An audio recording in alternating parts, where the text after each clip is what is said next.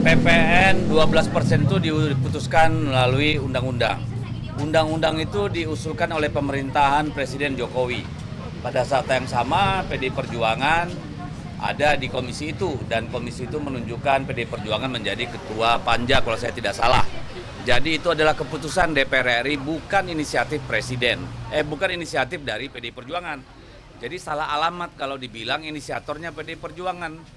Karena yang mengusulkan kenaikan itu adalah pemerintah dan melalui Kementerian Keuangan. Pada waktu itu disetujui dengan asumsi bahwa kondisi ekonomi internal kita dan kondisi global itu dalam kondisi yang baik-baik saja. Tetapi kan ada permintaan dari sebagian fraksi di DPR agar ini dipertimbangkan. Kenapa harus dipertimbangkan? Karena kita melihat kondisi daya beli masyarakat yang sudah terpuruk, kelas menengah kita juga sudah berkurang jauh, angkanya sekitar 9,3 juta kelas menengah itu sudah tergerus. Lalu kita melihat dolar naik gila-gilaan, dan sebagaimana yang disampaikan oleh Jokowi sebelum berakhir masa jabatan, 2025 itu ada ancaman badai PHK. Jadi ini bukan salah pemerintahan Prabowo, tentu saja, ya.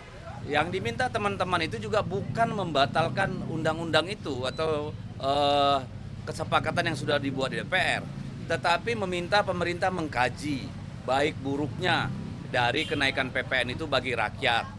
Bagaimana itu betul-betul bisa menghasilkan dana tambahan bagi APBN untuk menutupi defisit yang ada di APBN. Jadi sama sekali bukan menyalahkan pemerintahan Pak Prabowo, enggak, karena memang itu sudah given dari kesepakatan periode sebelumnya itu. Nah, jadi ini sebenarnya permintaan untuk melihat kembali kondisi rakyat kita yang banyak ya yang akan terdampak dengan situasi ekonomi baik internal maupun secara global. Berarti artinya PDIP sebenarnya meminta pemerintah mengkaji ulang apa menolak? Mengkaji ulang, kita minta mengkaji ulang apakah tahun depan itu sudah pantas kita berlakukan pada saat kondisi ekonomi kita tidak sedang baik-baik saja. Ya, kita minta itu mengkaji karena memang kita berharap pelan-pelan pajak itu menjadi salah sumber paling utama bagi kebutuhan pembiayaan pembangunan, kan seperti itu, ya. Tapi kan kita lihat sendiri kondisi yang ada sekarang. Jadi itu bukan bermaksud menyalahkan Pak Prabowo, tetapi minta supaya dikaji dengan baik, ya. Apakah betul-betul itu menjadi jawaban dan tidak menimbulkan persoalan-persoalan baru. Tapi kalau Ibu Sarah tadi pagi, Sarah Gerindra tadi pagi mempertanyakan penolakan PDIP atas PPN 12%, Bang. Padahal waktu itu sebelumnya PDIP dipanja, Bang. Kamu kan saya udah jawab dari tadi kamu kemana sih? Tapi kalau ini sudah jelas bahwa itu usulan pemerintah melalui Kementerian Keuangan, bahwa PDI Perjuangan ada panja di situ, itu kesepakatan di dalam komisi maupun lintas fraksi, bukan kemauan PDIP. Siapa yang menginisiasi? Pemerintah melalui Kementerian Keuangan. Udah clear.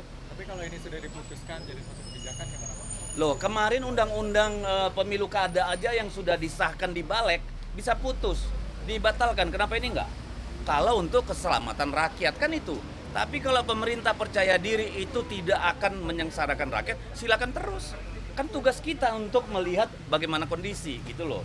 Oke ya, cukup saya kira. Hal itu lain lah soal pribadi, biarin aja itu kriminalisasi. Saya nggak mau urus. Kalau mau ya silakan saya dipanggil untuk klarifikasi. Apalagi? Apalagi? Ini mau ngomongin apa sih kita? Bang, udah kesempatan jalan nih. Hah? Bang, boleh Bang. Iya nanti dulu lah itu. Apalagi?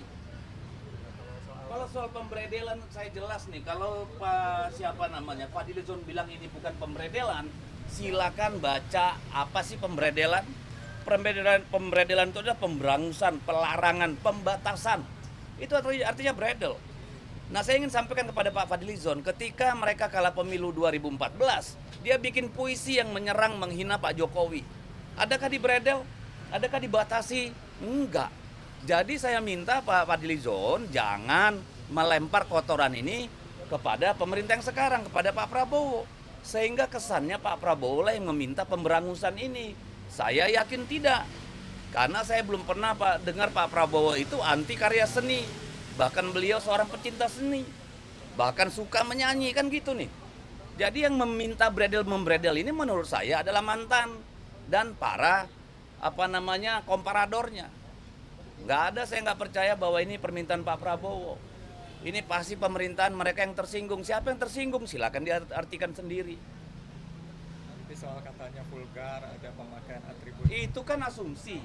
Harusnya kalau itu dipamerkan, maka yang melihat itu hanya segelintir orang yang datang ke pameran.